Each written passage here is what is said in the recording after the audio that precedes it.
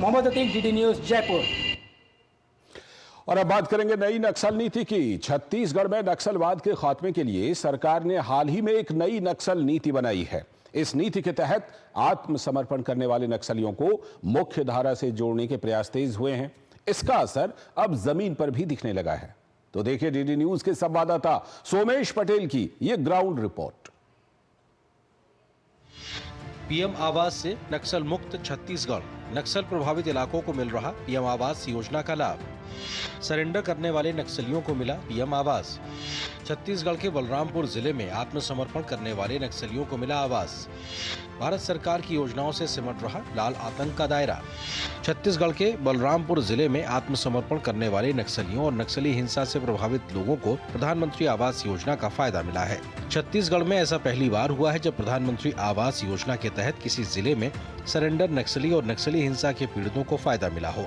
विशेष परियोजना के तहत नक्सली घटनाओं से प्रभावित या आत्मसमर्पण करने वाले नक्सलियों को प्रधानमंत्री आवास योजना का लाभ दिया जा रहा है। बलरामपुर में ऐसे कुल 23 परिवारों को पीएम आवास योजना के तहत फायदा मिला है।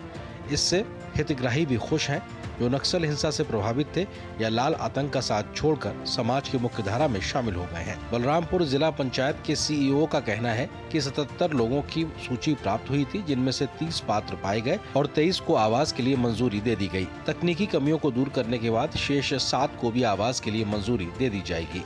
स्पेशल प्रोजेक्ट के अंतर्गत ऐसे नक्सली जो आत्मसमर्पण कर चुके हैं या नक्सली घटना से प्रभावित परिवार हैं, उन व्यक्तियों को भी प्रधानमंत्री आवास योजना के अंतर्गत आवास दिया जा रहा है। एसपी कार्यालय से हमको 77 व्यक्तियों की सूची प्राप्त हुई थी, जिनका परीक्षण किया गया और उसमें से 30 व्यक्ति पात्र पाए गए हैं। इसमें से 23 लोगों का आवास स्वीकृत कर दिया गया है। सरेंडर करने वाले नक्सली सीताराम सोनवानी 1999 में एक नक्सली संगठन में शामिल हुए थे। उसके बाद पत्नी के दबाव में नक्सली संगठन छोड़ दिया। असम में 15 साल रहने के बाद सरेंडर कर दिया। अपराधों के लिए 14 महीने जेल में भी बिताए। अब सीताराम सोनवारी का परिवार प्रधानमंत्री आवास योजना के तहत मिले घर में खुशी से रह रहा है और मोदी सरकार को धन्यवाद दे रहा है। मैं बलरामपुर जिला में पुलिस के सामने सिलेंडर हुआ। सिलेंडर होने के बाद 14 महीना जेल भी कटा। तो जेल से अभी मैं जमानत में बाहर आया। बाहर आने के बाद 2 साल 2.5 साल जिसे हो गया।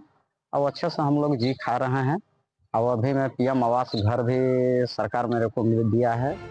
गौरतलब है कि छत्तीसगढ़ सरकार ने हाल ही में नक्सलवादी आत्मसमर्पण नीति लागू किया है। इसका उद्देश्य नक्सल हिंसा के पीड़ितों को अधिक मुआवजा, मुफ्त शिक्षा, स्वास्थ्य सुविधाएं और नौकरी के अवसर प्रदान करना है। इस नीति का लक्ष्य 2026 तक छत्तीसगढ़ को नक्सल मुक्त करना है। छत्तीसगढ़ के बलरामपुर जिले में आत्मसमर्पण करने वाले नक्सलियों और हिंसा से जुड़े परिवारों को अब सरकारी योजना से नया जीवन मिल रहा है।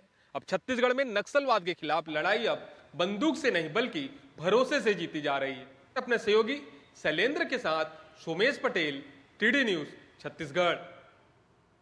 भारत हेड 7 में अभी वक्त